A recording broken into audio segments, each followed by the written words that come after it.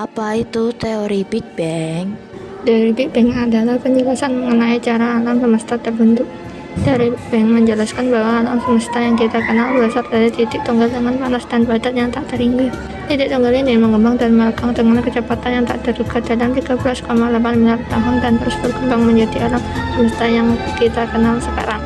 Siapa penemu teori Big Bang? Teori Big Bang ditemukan oleh Charles Lemaitre, seorang pastor Katolik Roma sekaligus fisikawan. Namun, proses penemuan teori Big Bang sebenarnya berawal dari penemuan-penemuan teori lainnya yang kemudian dikembangkan oleh Charles Lemaitre. Pada tahun 1922, seorang kosmolog sekaligus matematikawan Rusia bernama Alexander Vindman melakukan solusi untuk persamaan bintang relativitas umum Albert Einstein yang menyatakan bahwa alam semesta mengembang.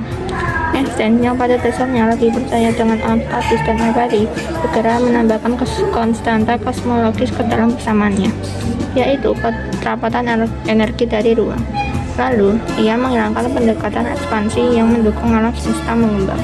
Padahal pada 1912 sudah ada bukti pengamatan yang menyatakan bahwa alam semesta mengembang. Astronom Amerika Festus Zipper telah mengamati galaksi spiral yang dianggap sebagai nebula spiral. Karena para astronom belum mengetahui keberadaan galaksi di luar Bima Sakti, Festus melihat bahwa semua nebula bergerak menjauhi bumi. Kemudian pada tahun 1924, astronom Edwin Hubble mampu mengukur jarak antara para nebula dan menemukan bahwa keberadaannya sangatlah jauh, bahkan tidak termasuk ke dalam Bima Sakti. Faktanya, Bima Sakti hanyalah satu dari banyak galaksi dan para nebula ini adalah galaksi itu sendiri. Teori Big Bang ini juga dijelaskan pada Quran Surat Al-Anbiya ayat 30.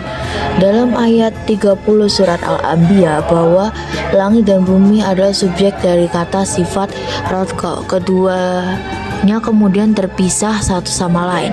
Menariknya, ketika mengingat kembali tahap-tahap awal peristiwa Big Bang, kita pahami bahwa satu titik tunggal berisi seluruh materi di alam semesta.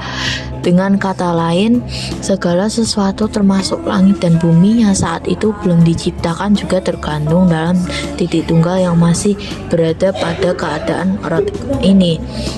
Sifat tunggal ini kemudian meledak sangat luar biasa sehingga menyebabkan materi-materi yang dikandungnya terpisah, dan dalam rangkaian peristiwa itu tatanan seluruh semesta alam sangat terbentuk. Sebagaimana kita ketahui, Al-Quran diturunkan jauh sebelum adanya teknologi, namun dalam salah suratnya, yakni Surat Al-Anbiya ayat 30, Allah sudah menjelaskan tentang Big Bang.